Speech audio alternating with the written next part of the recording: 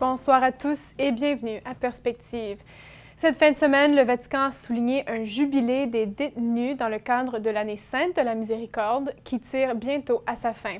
En tout, 4000 personnes, dont 1000 détenus d'Italie, étaient présentes pour l'événement, venant de 12 pays différents.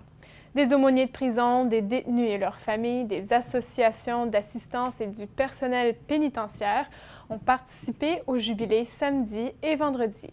Monseigneur Rino Fisichella, président du Conseil pontifical pour la promotion de la nouvelle évangélisation, avait indiqué dans une conférence de presse jeudi dernier que c'est l'occasion d'une grande amnistie pour ceux qui ont pris conscience de l'injustice perpétrée et qui désirent être réinsérés dans la société. Dimanche donc, le pape, qui a souvent montré sa proximité aux prisonniers, a célébré la messe en leur présence à la basilique Saint-Pierre de Rome. Dans son homélie, il leur a livré un message d'espérance. En voici un résumé.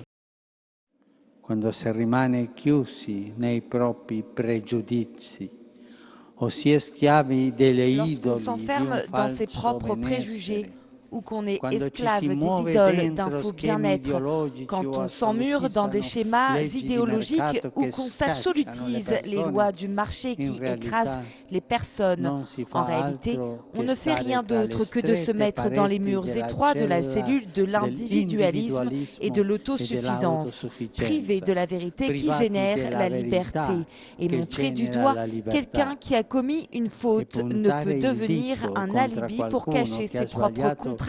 Non può diventare un alibi per nascondere le proprie contraddizioni. Lors de la messe du jubilé des détenus ce dimanche, le Saint-Père a dénoncé une certaine hypocrisie qui porte à voir en vous uniquement des personnes qui ont commis une faute pour lesquelles l'unique voie est celle de la prison. Nous avons tous besoin d'avoir la possibilité de nous tromper, de tomber, mais la miséricorde peut guérir les blessures. Il n'y a pas de cœur qui ne pourrait pas être assuré de l'amour de Dieu.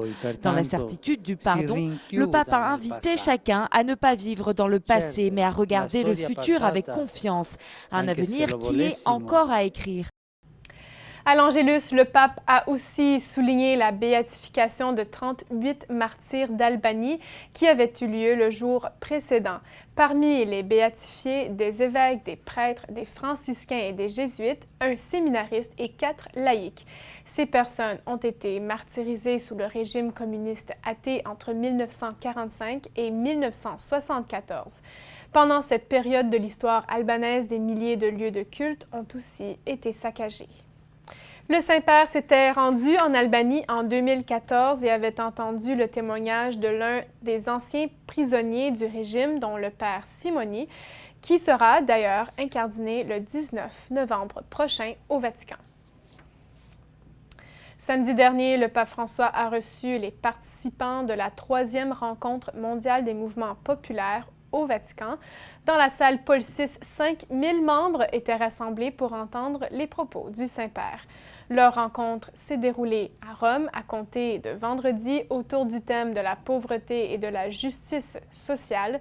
Et dans son discours, le pape s'est arrêté sur le terrorisme de l'argent et quelles armes il nous faut pour lutter. Écoutez.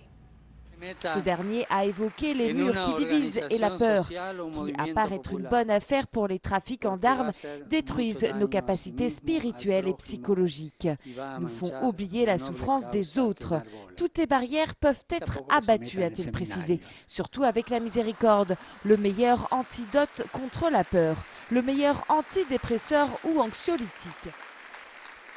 Remarquant encore une fois le drame des migrants, le pape a exprimé sa satisfaction du travail des mouvements populaires qui récupèrent des usines, font du recyclage, créent des emplois et cultivent la terre. Cependant, le pape a aussi mis en garde contre tout risque de corruption par l'apport politique. Face à la tentation de la corruption, il n'y a pas de meilleur remède que l'austérité, une austérité morale, personnelle. C'est tout pour aujourd'hui. Merci d'avoir été des nôtres et à la prochaine.